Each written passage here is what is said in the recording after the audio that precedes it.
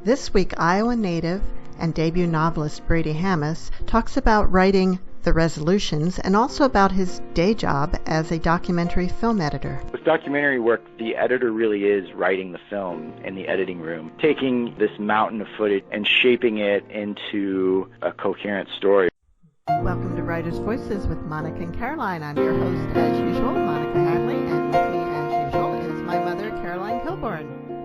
Yes. How is everybody? I'm hoping good in this crazy world. Yeah, 2020. What a year. We were just talking. We've been doing this show for almost 14 years. It'll be 14 years in October. And this is definitely a different time. Luckily, we're able to do this all remotely, so nothing changed for that. Mom's down the road in Mount Pleasant, and our guest is wherever our guest happens to be, which we'll find out in a minute. Actually, do you have the information about our guest, or do I have that today? Well, I have a little bit of it. Okay. It was just a very short, short why bit. Why don't you introduce our guest today? Okay, our author today is Brady Hammes. He's a writer and documentary film editor, and he's written many short stories and have appeared in Michigan Quarterly Review and Landlocked, among other things. And he lives in L.A. by way of Colorado and Iowa. He lived in Iowa at one time. Okay. And the author, all right. And the title of this book is The Resolutions. Yes. Welcome to Writers' Voices, Brady. Thank you so much for having me. I'm pleased to be here. All right. So where in Iowa did you live? So actually, both of my family is all from Iowa. So my parents both grew up on farms in southeast Iowa in a little town called Keswick and Sigourney. I'm not sure if you're familiar with that. Well, considering that I'm sitting here in Fairfield, Iowa, yes, I am familiar with that. Right. I figured you would be. Yeah.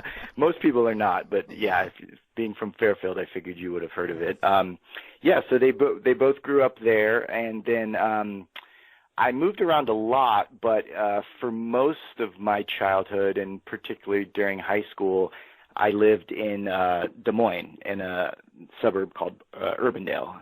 So I have a lot of connections to Iowa and a lot of very fond memories. And I go back there. I still have a grandmother who lives there, and then lots of extended family in the area as well.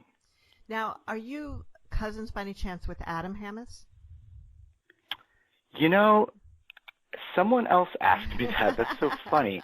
I don't believe I know an Adam Hammes, but if he's a Hammes and from Iowa, I'm sure there's a connection somewhere. And he grew up in Richland, which is also Keokuk County, and so I would bet that there is a connection. Yeah. He was a guest on our show a while back. He wrote a book about sustainability in business in Iowa, and okay. Yeah, it was wonderful, really great. So you guys should get to know each other. Yeah, we absolutely should. I'll make a point to reach out to him. Yeah. So, then Colorado, and where are you? You're living in LA now? Yeah, so I went to college in Colorado. I was there for 4 years in a small little mountain town, and then after college, I moved to Los Angeles to work in the film industry. I studied film in college and then moved out there right afterwards in 2001, and have been out there ever since. So it'll be coming up on 20 years actually, which is the longest I've ever lived anywhere. So it's sort of home, but I definitely consider myself a Midwesterner at heart, even though I've been in LA for the last 20 years. So, and at the moment, I'm actually in Boise, Idaho, speaking to you. My wife's family is from Boise, and so we are back here visiting a little bit during the summer. Oh, good. Yeah. Is The Resolutions your first novel? The Resolutions is my first novel, yes. As you mentioned before, I've written short stories over the years, but this is my first novel, and it's been a pretty long process. I started writing it in, I believe it was 2011, and worked on it sort of off and on, like a lot of writers. I have a day job. I work as a documentary film editor. And so, I wasn't working on it full time, but I worked on it, whenever I could find moments, and for about 5 years. And then once it was done, went through a couple rounds of revisions. I eventually found an agent in 2016, and then I worked on it with her for about 2 years. She really helped me shape it even further. And then we finally sold the book in 2018, and then it came out in May of 2020. So it's been a long road, but I wouldn't say I've been necessarily working on it that whole time. There were a lot of moments of downtime and whatnot. Well, it sounds like that's a fairly typical timeline for a first novel, actually. I think so. I think so. I think to writers who spent way longer, a few who, wrote something really quickly and got it published really quickly, but that doesn't happen very often. It's usually a pretty long haul the first time. Yeah, I think for most of us, first-time authors, you're really kind of learning how to do this as you go, and so there's a lot of starting over and backtracking, and I think as you get more books under your belt, you probably become a little more efficient, or at least you are have a little more time to devote to it, working full time, as opposed to juggling other day jobs and whatnot. Mm-hmm. Are you going to be able to do that going forward, working full time as a writer? I don't know. We'll see how it goes. I mean, the great thing is that I actually really love my day job. I work, as I mentioned, as a documentary film editor, which is really nice because, there are actually a lot of parallels between writing and the documentary work. When you're editing a documentary, you basically, because there is no script, unlike with a normal feature film, narrative film, there's a script and you're following the script. With documentary work, the editor really is writing the film in the editing room, and you're taking, this mountain of footage, sometimes hundreds of hours of footage, and shaping it into, a coherent story with a shape and an arc, and so actually, I really love that, and I don't think I would ever fully stop doing the documentary work. I think in an ideal world, I would spend, a good portion of my time just focused on writing, and then just be really selective with the documentary jobs that I take. But yeah, it's great because there are so many parallels, and the writing informs the editing, and the editing informs the writing, and so it's a nice balance, I think. What in your childhood led you to get into documentary film writing or filmmaking? It's hard to say. I was neither. I didn't really have any artistic aspirations as a kid. I was mostly, just interested in. Mostly what I was interested in was skiing, actually, and that's what took me out to Colorado. Which is unusual enough for an Iowan. Right. Yeah. Well, there's a few ski hills in Iowa, but they aren't much compared to Colorado. And so I went out there, with few goals, artistic goals in mind. And then about halfway through, I sort of took a couple classes and started dabbling, and then kind of went into the film program there, and then moved out to LA right after that. But I don't know. I've just always enjoyed creating things, and then and just telling stories. And for a while, I thought film was the way I wanted to tell stories, at least fictional sort of narrative stories. And I spent a lot of time in LA writing screenplays and trying to get little short films made. But the problem with that is that films are just so expensive to make, and you're dependent upon a number of other people who all have to say yes, who all have to buy into your vision. And so at a certain point, after writing screenplays and they're not going anywhere, it just occurred to me, ultimately what I want to do is tell stories, and, writing books seems like a more efficient and realistic way to do that, because, I don't need a bunch of money. I just need my own time, And so, when I was around, probably about 10 years ago or 12 years ago, I switched and it started writing short stories basically, and then the novel grew out of that. But as far as the documentary work, I just found that working as an editor, there's just something more fun about editing documentary work because, like I said before, you have such control over the story, and you really do become, in many ways, the writer of the film. Well, your characters in the book, I mean, they're from the same family, and they all have gone down separate paths, and that's interesting. Of course, that happens in families, But you remind me kind of the Gavin, the one brother who is an actor, and right. Yeah. And yeah. Mm-hmm. Yeah. He gets involved in different productions. That was definitely that thread of the story was certainly inspired by my time working in the film industry and some of my frustrations and disillusionment with it a little bit. It's not the most flattering portrait of life in the Hollywood machine, but so that was certainly loosely inspired by my time in LA. Well, the other two characters, and let's just give a little background. The Resolutions is a story of three siblings, two brothers and a sister who grew up in the Midwest, but in Chicago, which is kind of different than Iowa, but except for the weather, it's similar. But, right. And the sister is a world-class ballerina. One brother is studying elephants in Africa, and the other one, as we just mentioned, is a not terribly successful actor in Hollywood. So we know where you got the kind of the details for the Hollywood brother, but how do you know like what life would be like for a ballerina or an elephant researcher?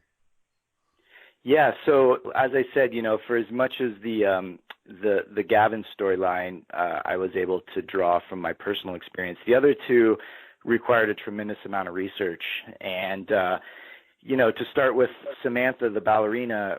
A few years ago, I kind of unexpectedly found myself being rather drawn to ballet, and I just became a huge fan and started going to ballets with my wife. And so, that the inspiration was just my own fandom. I wanted to write a story about a ballerina, and then also just about, a big part of the book is about people who I consider essentially like good people, but who have run their lives into the ground through mostly their own fault.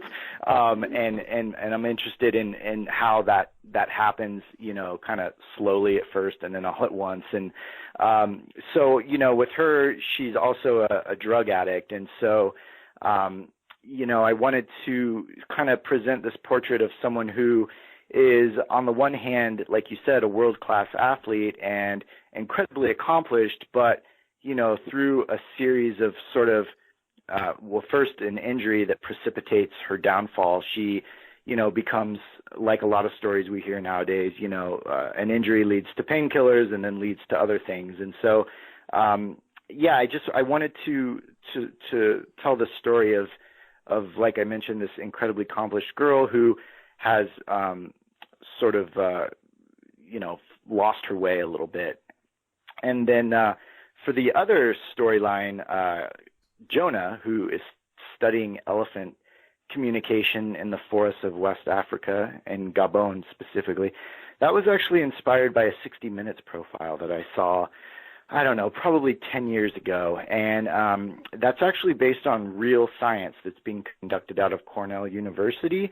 It's a program called the Elephant Listening Project, and it's a team of behavioral ecologists who go out into the forests, usually in West Africa, and they set up these what they call autonomous recording units. They're basically like fancy tape recorders or digital audio recorders, and they plant them in the trees, and then they kind of leave, and they record for days and days or weeks, and they basically just record the sounds that these elephants make. And then they take this audio back, and they sort of sift through it, and basically they've been able to learn that elephants are incredibly they have this really sophisticated emotional life.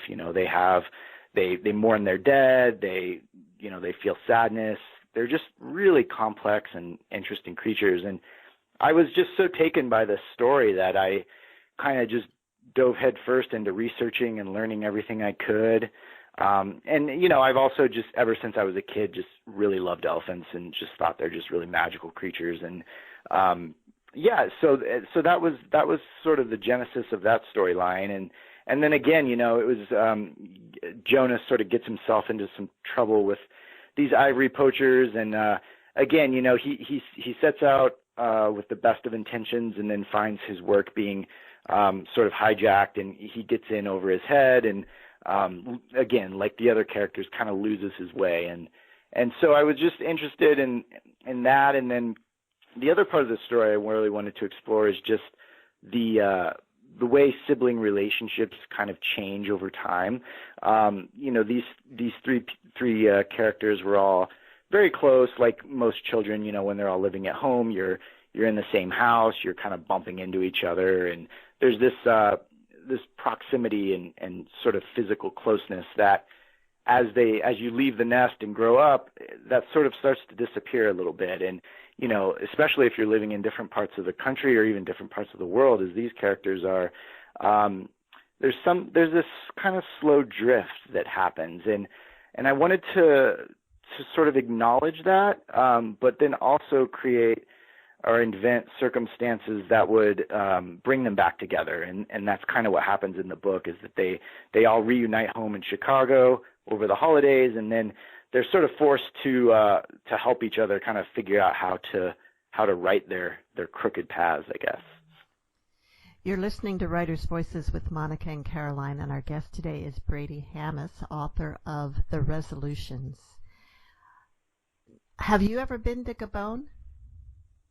I haven't. I've been to Africa. I've been to East Africa twice, and I've been to North Africa once, but that I was not able to go to Gabon. I actually consulted with the gentleman who is the director of the Elephant Listening Project, and he was incredibly helpful in terms of guiding me and explaining how they work. And at a certain point, I sent him pages of the book for him to kind of read and correct anything I may have gotten wrong. And I really wanted to go on one of their expeditions, but space is so limited, and these are people with PhDs and real knowledge, and there wasn't space for a novelist who was just curious about their work. So I wasn't able to actually go. So I had to just rely on a lot of research, and then drawing a little bit from my travels throughout Africa. But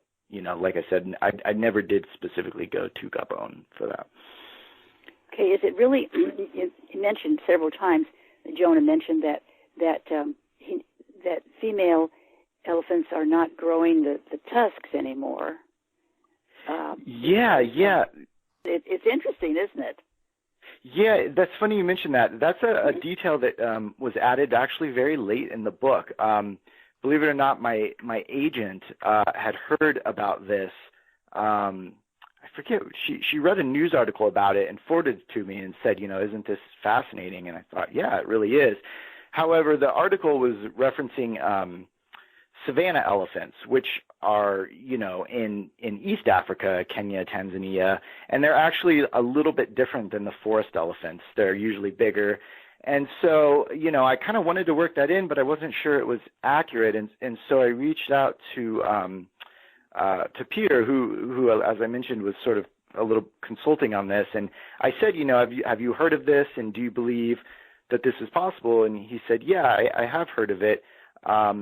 He said, we haven't seen it in forest elephants in West Africa, but he said, I have no reason to doubt that it's possible. And so that's kind of all the permission I needed. I didn't need to know that it could happen. I just needed to know that it was plausible and it was not impossible that could happen. So it's a little bit fictional in that it's not necessarily happening right now with those specific elephants, but it is something that has been noted in research. And it's really interesting to think how they're adapting, to protect themselves basically from poachers. Yes. How serious is the poaching and the ivory trade? Because I can't imagine anyone in the U.S. now buying ivory. But no, right. It's not a problem necessarily, a huge problem in the U.S. Most of it is in China. And it's getting a little bit better, but it's still a huge problem. I think, in China, the ivory is kind of a status symbol. And with a sort of rising middle class, it's become there's been a higher demand for it. And I think, people are getting the word out about how, devastating this is for elephants. And so I think it's helping a little bit, but, elephants, particularly forest elephants in West Africa, are incredibly endangered. And I read something recently that, if something doesn't change drastically, it could be something like 20 to 30 years, they could be completely extinct, which would be really awful, obviously. But yeah, it's that part sadly is very much true and definitely happening all too frequently. Some of these people that want ivory, they do realize that the elephant has to die before they can get the ivory, right? I think a lot of them do, but I've also read that there's a significant number of people who believe that they're like teeth or like fingernails, that they'll just grow back, and so I don't know, what each individual's motivation or knowledge is, but there was I remember reading somewhere that there was a certain percentage of people who just thought, oh, well, they just cut them off and they'll just grow back the way your fingernail grows back when you cut it off. But wow. Yeah. I don't think so. So yeah, and unfortunately it's it's not a very pleasant thing. No. And some governments in West Africa are maybe too corrupt to control the poaching. Yeah, I think that's a lot of it. I don't think that's entirely it. I mean, I think a lot of the governments do realize that they really need to protect these elephants, that it benefits them. But you're also talking about just huge swaths of land, and it doesn't take much more than an individual with a gun, to go out and kill an elephant. So there's only so much they can do, but corruption is certainly a part of it. Wow. Now, Samantha was living in Russia at the beginning of the novel. Have you ever lived in Russia or been to Russia? No, I haven't. I have traveled extensively, but by the time I got around to writing this book, my life had so I traveled a lot when I was much younger and went all over the world, but by the time I got around to writing this book, I was getting married and then having my first kid, and so it wasn't as easy to just pick up and go to Africa or go to Russia. With Samantha's storyline, the Russia part, again, a lot of research, but also that one, the location is less essential to her story. And really what I wanted to do was isolate her, not only, emotionally, but, geographically as well. And so I just figured, this girl is struggling with drug addiction. It's just important that she's far away from everyone and that she feels very alone and isolated. And I thought, well, ballet's huge in Russia, set it during December when it's extremely cold and bleak, and it seemed to suit sort of her mood. You're listening to Writers' Voices with Monica and Caroline, and our guest today is Brady Hammes, author of The Resolutions, a novel. I have to ask, how many siblings do you have? So I have two brothers. I have two younger brothers, but my mom is one of 9, and my dad is one of 7. And so I have a really big extended family, and, part of it's, drawn from my own experience with my siblings, but also part of it is just drawn from, having this very large, rambunctious sort of a Midwestern family. And, so.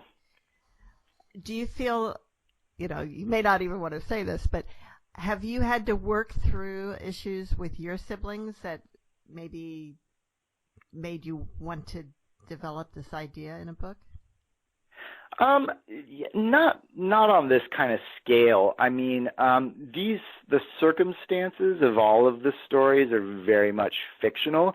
I wanted to, I'd always say, my life is not nearly that dramatic or interesting to warrant a novel. But, like I said before, the real thing that was closest to me, or that I really wanted to explore, and that was based on my personal experience, is this idea of the slow drift that happens when siblings, flee the nest, kind of, and how that distance kind of slowly happens.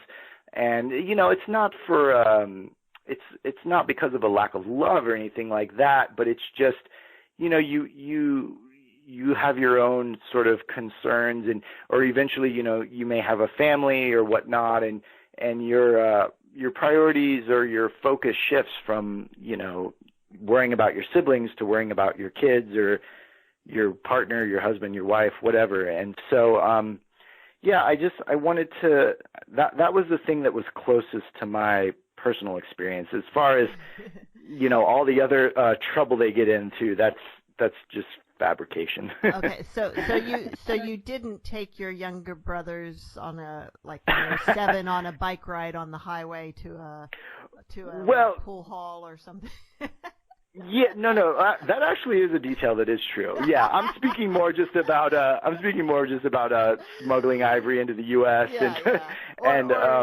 Or so maybe so perhaps you did have a party when you were a teenager with your little brothers upstairs watching TV. Yeah. Exactly. Like those sort of more minor details are definitely the things that I pull from my own life. It's the overarching conflict that I guess is more manufactured. But yeah, I mean, like, I say that, but I think I'd be lying if I said that, I didn't pull from my own life, because I think every writer does to some degree, But it's strictly speaking not a strictly autobiographical book about these events that happened, in my young adulthood.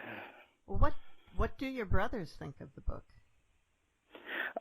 They've both really liked it, actually. My middle brother just called me last week, I think it was, and he had just finished it and said he loved it. And my other brother, I sent him a copy. I sent him one of the galleys before the book was out, and he read it then. And they both really liked it. And, I think like a lot of people, like a lot of writers, you're always a little nervous about how people are going to take it, even though, like I said, it's not strictly autobiographical. But, they both liked it, and my parents, thankfully, both liked it. So, that was good, The family is still intact, so. It was interesting to me that you had this family, these siblings, having grown up in a normal household with loving parents, and yet the lives were kind of gone astray, a drug addict and a smuggler. Right. And I think we often just assume that if somebody's got a messed up life, it's because they had a messed up childhood. And as a writer, that's maybe the easy way out to suggest that. So I'm assuming this is a really conscious choice that you made. Yeah, absolutely. And you're exactly right. And that's a really astute thing you pointed out, because I was very conscious of making sure that, you couldn't just say that, oh, well, these kids had parents who screwed them up, or everything was stacked against them. It very much wasn't, and they did come from loving families, and they still do very much love one another. And I think I'm more interested in, like I mentioned before, just how no one intends for their life to go off the rails, but sometimes it just takes a couple of small missteps, and then those missteps lead to other things, and that leads to something else, and then before you know it, you've lost your way. And so it was important that that they come from a good family, and I also think that sort of also plays into the fact that they basically in the end sort of have to rely on one another to pull them out of their own individual messes that they've made. Brady, would you like to read a little bit so we can get an introduction to these characters? Yeah, absolutely. I will read from the first chapter. So the book is structured in sort of alternating chapters. Each chapter is one of the three siblings, so Samantha, and then Gavin, and then Jonah. So I'm going to read the first chapter of the book, which is Samantha's story. This is when she's basically stranded in Russia. So Samantha. She stood in a thicket of trees at the edge of campus, this place she now called home, a Russian dance company 200 kilometers northeast of Moscow. The sun hung low in the sky, dropping with the temperature, and her toes were numb from hiking through snow. She'd been gone all afternoon, and now she was late for the dinner party, which posed a significant problem because prolonged absences didn't go unnoticed at a place like this. Nikolai, the director of the company, presided over his dancers with the omniscience of a cult leader, and Sam knew she would need a good excuse to explain her disappearance. Unfortunately, no one was buying her excuses anymore. Nikolai's father was a steel oligarch who had purchased the estate as a summer retreat for his family, but then the family stopped speaking to one another, so Nikolai claimed it for himself. He amassed a roster of choreographers and dancers from across the globe and hired a team of contractors to refurbish the grounds. He erected a dozen small cottages, little two-bedroom units the dancers shared, and commissioned a famous architect to design the studio space, a 3,000-square-foot glass cube situated amid dense conifer forest. Nikolai referred to the property as Chateau Oksana, named for his mother, but everyone else called it campus. Sam imagined it was the closest thing she would ever have to a proper college experience, probably not so different from those fancy private academies in New England. She slept in what was essentially a well-appointed dorm room, attended classes at a rehearsal space rather than a lecture hall, and took her meals in an upscale cafeteria. Even now, in mid-December, everything blanketed in a foot of snow, the grounds were impeccably groomed, the sidewalks brushed and cleared, the trees hung with decorative lights. There was an on-site staff to attend to the dancers' needs, nothing more than a phone call away, yet it was a suffocating kind of luxury, like being held hostage at Versailles. At the center of campus was the Grand Manor, a 10,000-square-foot palace that served as the social hub. She watched a procession of black SUVs unload passengers at the entrance, where Nikolai stood greeting a parade of sparkling men and women in formal attire. When he turned to kiss the cheek of an elderly, silver-haired woman, Sam made a break for it, sprinting past the rehearsal space and the gym and finally to her cottage. Once inside, she threw her coat on the bed and removed the small baggie printed with smiley faces. Restraint was not a thing she normally possessed in moments like this, but she was late and she needed to keep her head up through the party, so she stashed the baggie at the bottom of her sock drawer, a reward deferred. She moved to the bathroom and did a quick pass of makeup before slipping into a sleeveless black dress. She dabbed concealer on her forearm to mask the bruise, then looked in the mirror one last time, a woman with a question. Can you do this?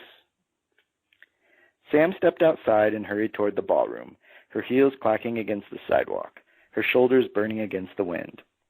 She should have brought a coat, but her head was not clear, and when her head was not clear, she forgot things like coats. It had been 2 days since she'd gotten high, and that was a problem. Once a month, Nikolai threw a formal dinner party at the estate. He invited colleagues from the ballet world as well as friends from Moscow, mostly men who enjoyed mingling with the dancers.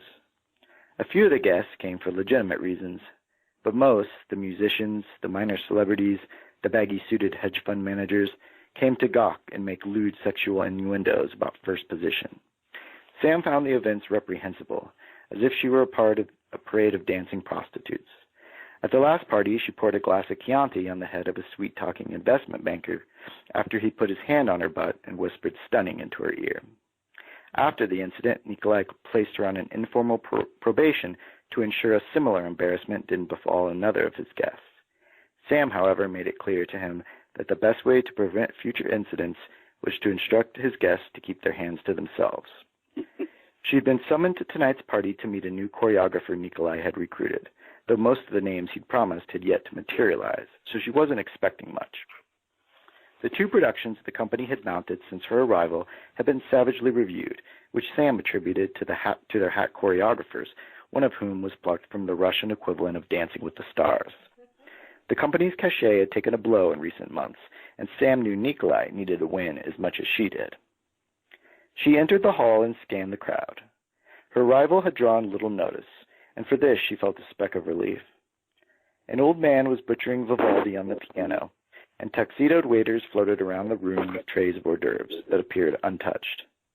A few girls in tall heels and short dresses were huddled at the bar, cocktails in hand, chatting in a language she'd made no attempt to learn. She looked around the room, the crystal chandelier hanging from a 40-foot ceiling, the 19th century watercolors adorning the walls, the Steinway piano. It was all somewhat surreal in its extravagance. The campus, the catered meals and personal trainers, even this dress she was wearing, a dress she hadn't paid for, but that probably cost more than most people made in a week, maybe a month. Her talent had shown her so much of the world, taken her so far. Chicago to New York to Moscow, yet she still felt as if she'd been pulled into a terrible black void. So that's just the first few pages of Sam's story in Russian. It sort of gives you a sense of how the sense of dislocation that she feels, and she's obviously in the depths of this drug addiction. But yeah, that's the first few pages of the resolutions. Now each chapter is from one of the siblings' point of view, and right. Is it consistent? Is it like Sam, then Gavin, then Jonah, Sam, Gavin, Jonah, or is it mixed up a little bit? For the most part, it's pretty consistent. Towards the end of the book, the chapters get a little shorter because they're all in the same place, and it becomes a little bit like a relay, like they're kind of handing the baton off in terms of the story, and one picks up and then the other one. So, but for the most part, yeah, it's fairly consistent, and that Sam's first, and then we hear from Jonah in Africa, and then we hear from Gavin in Los Angeles. And did the decision to write the story in that way, from each point of view in separate chapters, was that a decision that you made right up front, or did that come as you started writing? That was something that was there from the beginning, yeah. The 3 individual stories actually kind of all started out as before I even knew that I was writing a novel. I had been writing them all as individual short stories, and then at a certain point it occurred to me like, oh, these 3 characters could actually be related. Like they could be, I could make them siblings, and then the book sort of grew out of that. But yeah, I didn't really have any. I'm not like a big outliner, and so when I'm writing, I kind of just start writing without really knowing where anything's going, and so I had no idea. That they would eventually reunite back in Chicago, and then after that all 3 of them would return to Africa. That all kind of just came about through, the process of writing and exploring, and then seeing, where the connections were and how the stories overlapped. So, yeah, there was no grand plan at the beginning. It was kind of feeling my way through it, which, I think probably for many debut novelists, that's kind of how you go. I think, I'm working on a second book now, and with that one, I made sure to have a little bit more of a roadmap. I wouldn't say it's strictly outlined, but I kind of learned that it's a little easier if you at least have a general sense of where the story's headed. True. I think that a lot of authors today do use the alternating points of view. Mom, wouldn't you say that, a good number of the books that we've been reading have that? Yeah, you're right. Whereas in in the past, it might have been more common to have had a first-person point of view throughout the story, or an omniscient narrator. Right, right. And yeah, for me at least, I think I've often thought about that because, like I mentioned, I'm writing a second book, and it is, again, about this time 4 different characters. But I think for me, I would have a hard time sustaining the momentum and the energy to just write about one character or from one voice. I think I found it easier to be able to switch back and forth from these different storylines that all ultimately come together. But for me, it was more interesting also too to be able to explore these different locales. Well, these characters had, because they all, like you say, raised in a family and everything, but they went different paths, completely different paths, and so that was an interesting part of it, I thought.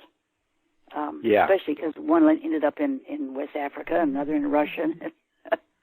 Now, Jonah needed to go back to Africa after they met again in the States for his own reasons. I don't know if we want to say why Samantha wanted to go, because I wanted to ask you about her reason and what you actually know about that and how you researched that. Yeah.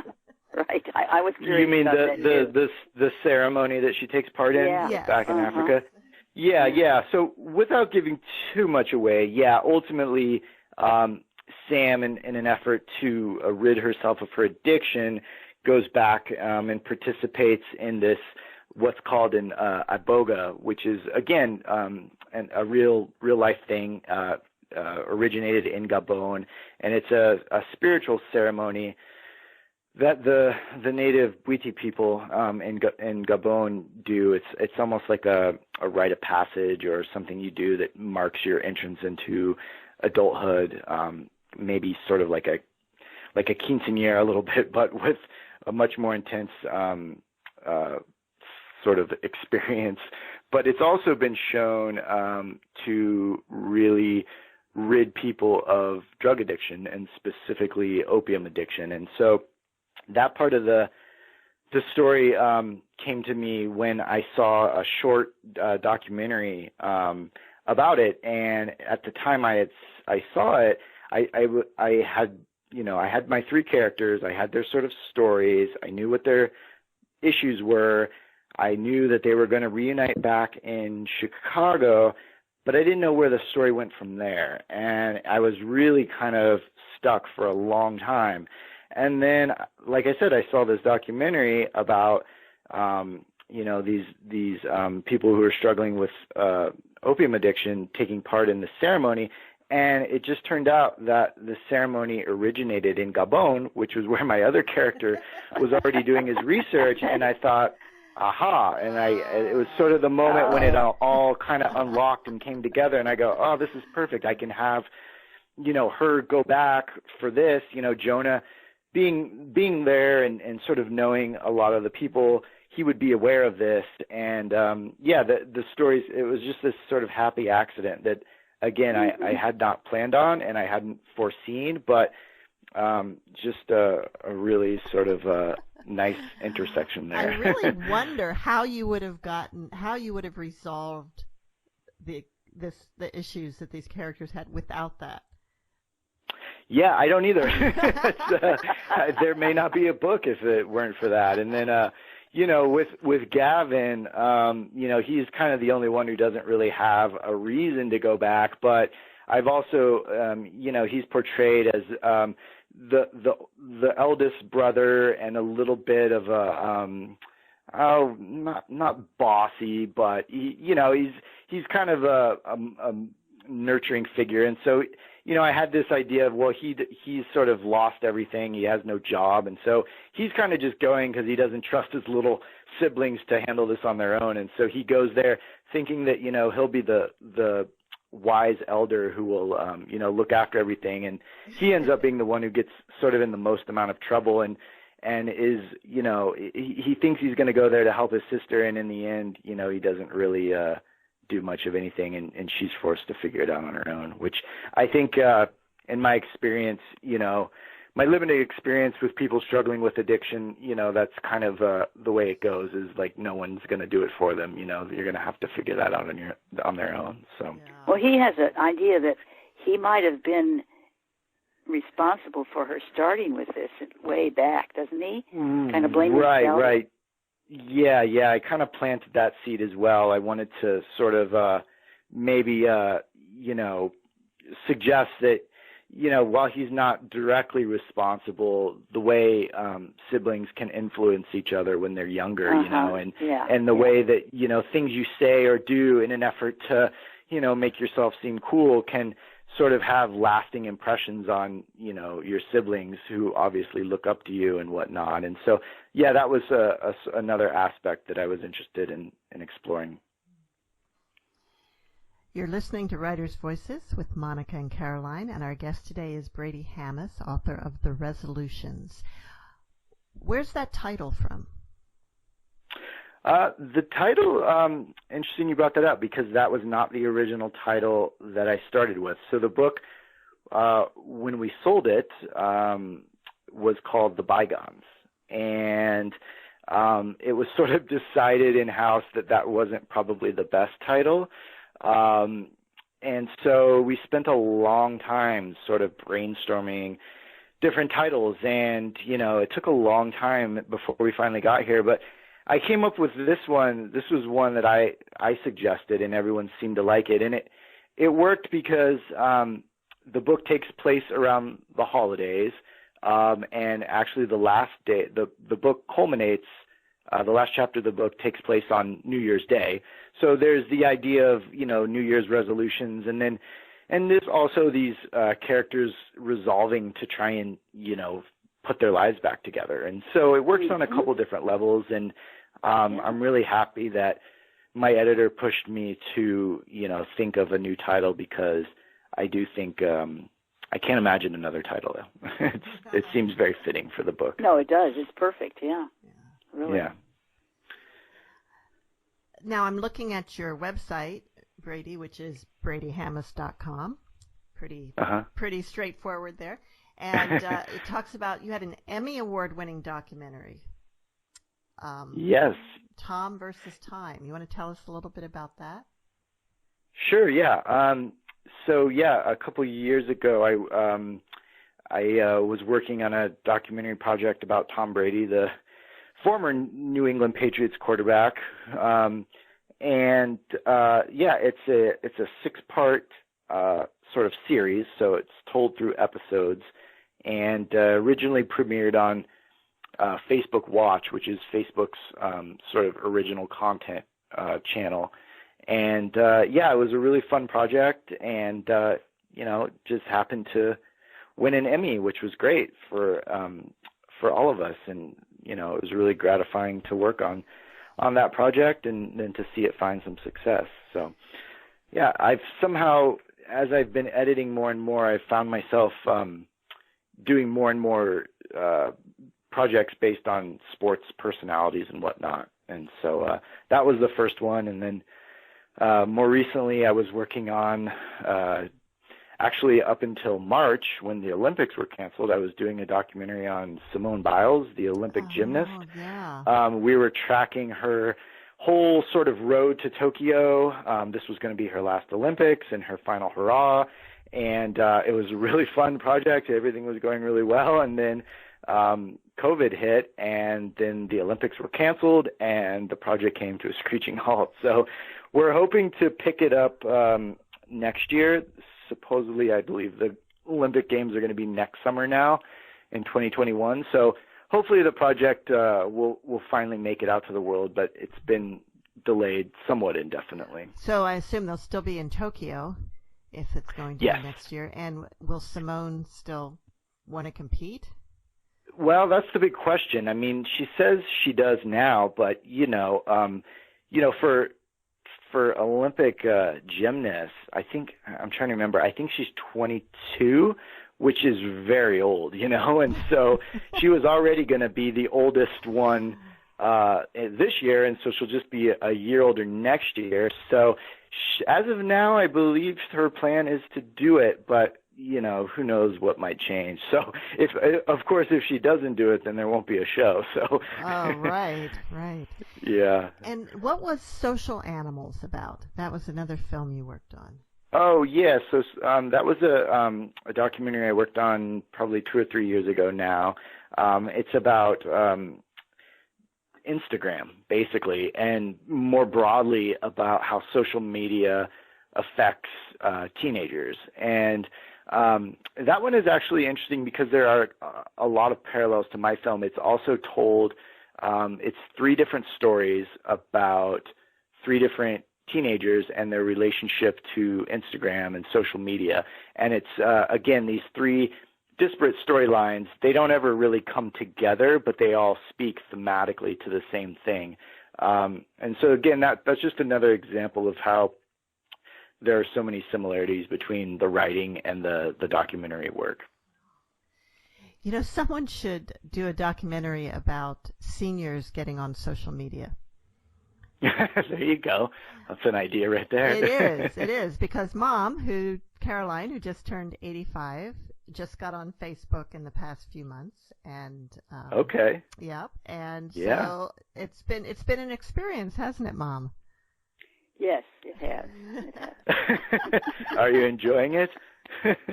Yeah, but I spend too much time on it.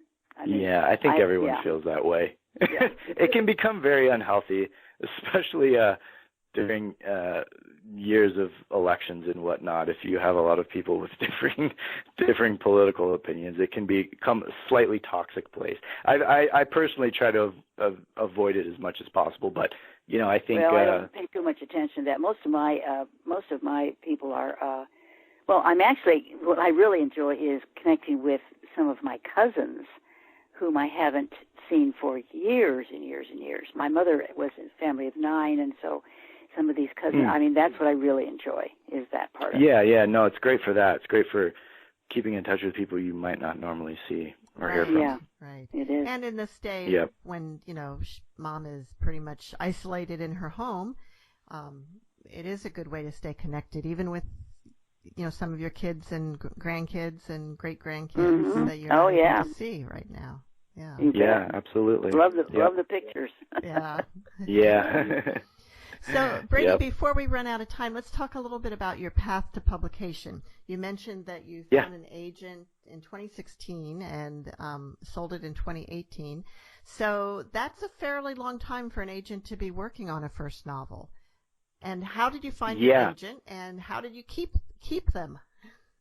The process of the book was,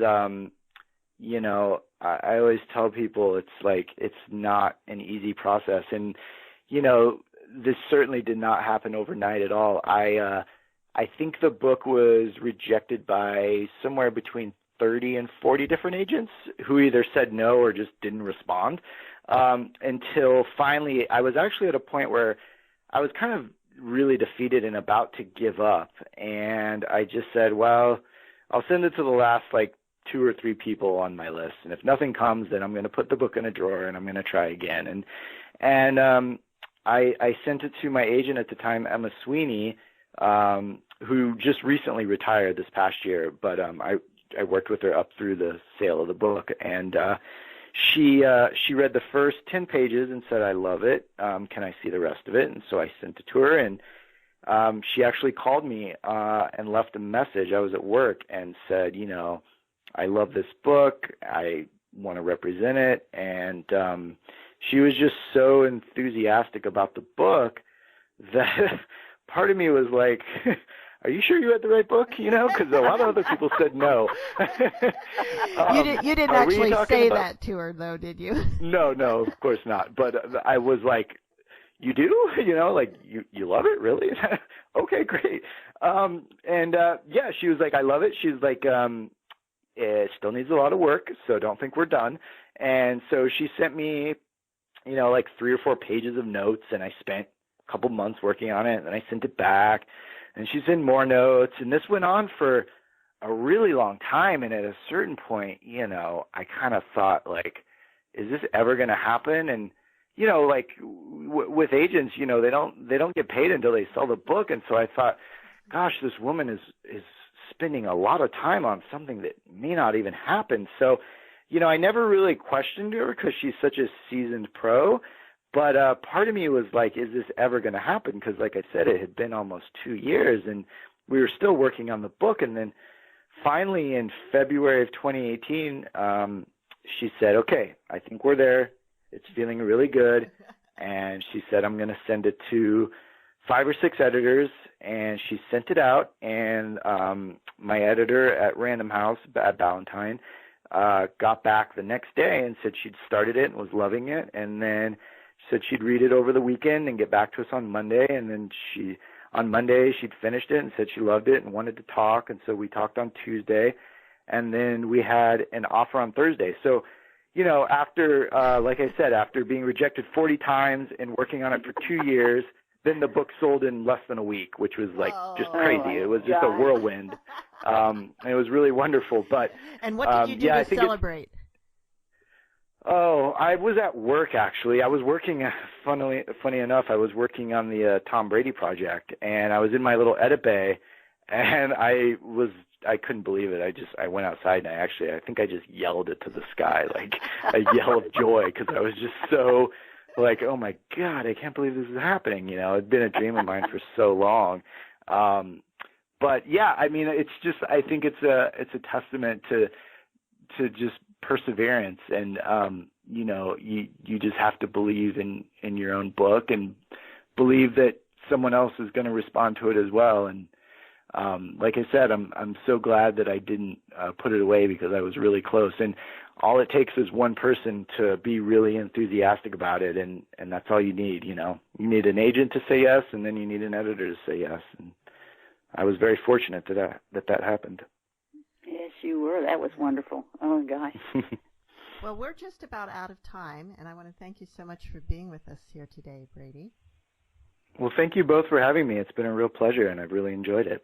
And Mom, we're looking forward to your next book. Yeah. Yeah. Thank you. It actually takes place in Iowa, so yeah. Where in Iowa? Well, it's sort of loosely inspired by stories that I've heard from my parents and their family. So it starts out on a small farm in southeast Iowa, a fictional town, but it branches out from there, and it's much larger in scope. So it starts out in 1965 and goes through 1985. So it's a sort of an attempt to make sense of our current moment by looking to the past, just because I think there are a lot of parallels, especially right now, that we're seeing, and so, yeah, it's, I wanted to write something contemporary, but I didn't want to just write about a former reality show president or whatever. And so I felt like by giving it that distance, you give him, what's the Oscar Wilde, give a man a mask and he'll tell you the truth kind of thing. By setting it in the past, I felt like it was a more liberating way to sort of get at our current moment. So yeah, but I'm hoping to have it done soon. So I'll keep you posted. Thank you. And Mom, do you have some closing words for us? Yeah, this is, I thought of this when I was, reading this book. Life can take you down many paths, sometimes into trouble, but at the end of the road, sometimes we are blessed to return to family and their love for us. So sometimes you can go home. That's lovely. Thank you. Thank That's you. great. And thank you, Brady, and see you all next week on Writers' Voices. Bye-bye.